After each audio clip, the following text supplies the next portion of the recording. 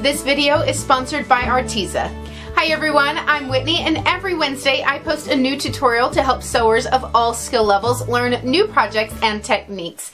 Today I'll be showing how to create a quilt I designed called Oklahoma Harvest, and it is a wall hanging size that is made up of 4 quilt blocks, but you can easily turn it into a baby quilt by simply making 12 blocks. There is a PDF you can download from whitneysews.com that will include all of the cutting measurements as well as some extra details, and there is a direct link to that PDF in the description box down below.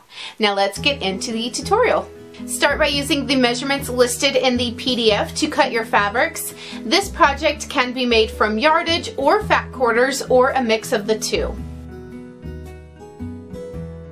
Here are all the pieces you will need.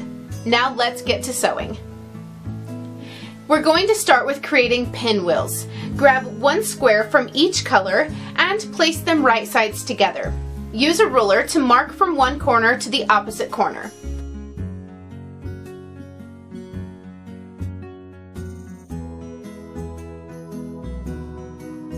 Then add pins to hold the layers together. You need 2 of these pairs to make 1 pinwheel. Sew 1/4 inch on each side of the marked line. I'll be honest with you, my 1/4 inch seam allowance is not super accurate. So the way I get my pinwheels perfect is to start with larger squares. Then I don't have to worry about my seam allowances as much, and I simply trim the squares down later using the Arteza 5-inch ruler. After you've sewn on both sides of the line you drew, cut right down the marked line. Iron each of your pieces open, making sure the seam allowance is going toward the darker fabric on each. You should now have 4 of what are called half square triangles. Now it's time to trim down these units so we can have perfect points in our pinwheels. Grab your Arteza 5-inch ruler and line up the outer points and the points of the thick green line with the diagonal seam on your fabric. I love using exact size rulers anytime I am trimming up quilt blocks, which is why I was so excited when I found this little ruler. Now you have perfect 5-inch half square triangles to create beautiful pinwheels with. Lay the half square triangles out so they form a pinwheel. Then bring one of the top blocks down on top of a lower block with the right sides together and sew with a 1/4 inch seam allowance to attach. Repeat with the second set.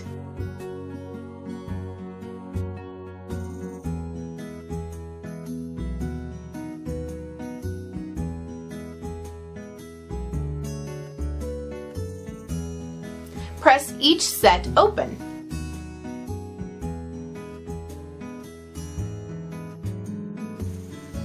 Place the 2 sets right sides together and sew to attach, making sure the center seam matches up as closely as possible to get the best points. Press it open and you have your pinwheel. Now time to add the borders and cornerstones onto. So I decided to use a lot of different colors in this quilt that some people may not think goes together. And I actually designed this quilt the summer after I graduated high school, and these are the exact colors I designed this quilt with. So now 12 years later, when I'm actually getting a chance to make this quilt because I actually know how to make pinwheels now, I didn't know at the time, I'm choosing to use those exact same colors I originally designed the quilt to be. But for all of you who may not like these colors together, I did include a blank template of this quilt. So it is the exact design of this wall hanging, except it is blank. So that way you can use the blank template and some Arteza colored pencils to play around and see what colors and fabrics you would like better in this quilt if you don't like the ones that I chose to go with. And I like to do this with every single quilt I design. Before I start sewing any quilt, I sketch it all out and I color it in with colored pencils to make sure I love it before I go get the fabrics I'm going to use and before I cut into them. So now it's time to add the sides onto the pinwheel. Lay them both right sides together with the pinwheel, lining up the raw edges. Sew with a 1/4 inch seam allowance to attach each one. Then line up your cornerstone squares with the other 2 side pieces. Lay them right sides together and sew to attach. Now add them onto the pinwheel unit to finish off your first block. Repeat to create 3 more identical blocks. Square up your blocks if needed and lay the 4 blocks out so there are 4 of the same color in the center, making a square. Sew them together in pairs, then sew those 2 sections together to complete the quilt top.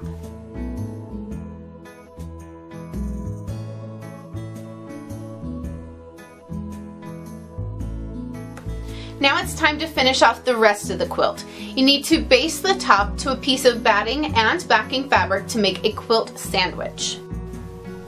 Quilt however you like, either on your sewing machine or by hand. I will have a video coming soon showing how I like to quilt my pinwheels, so make sure you're subscribed so you catch that video when it comes out.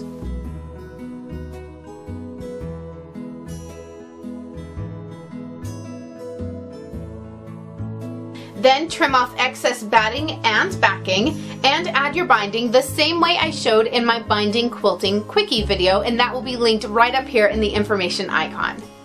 And there you have it, your quilt is complete, and this is a really nice wall hanging size. It is large enough to be a statement piece, but it's not so big that it's taking over your entire wall. But like I said, you can easily add just 8 more blocks to it to make 12 total, and you can have a really nice baby quilt size. So you already saw some of the supplies that I got from Arteza to use in this tutorial. And if you are interested in getting any of these supplies for yourself, make sure to check out the coupon code that is listed down below in the description box so you can save a little bit of money. But now I did want to talk about these supplies just a little bit more to kind of show you some of the features and explain what they are best used for.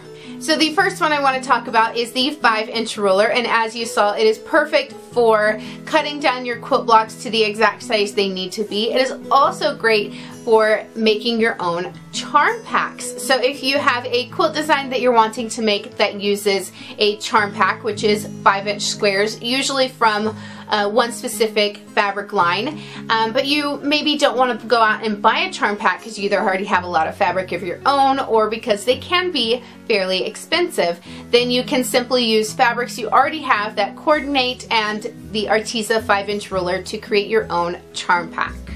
To keep the ruler from slipping around while I was cutting, I used the Arteza adhesive rings on the back, and I just simply made sure to put them on the green line on the ruler so they weren't blocking any of the measurements or anything, and it kept my ruler nice and still while I was cutting and there was no slipping around.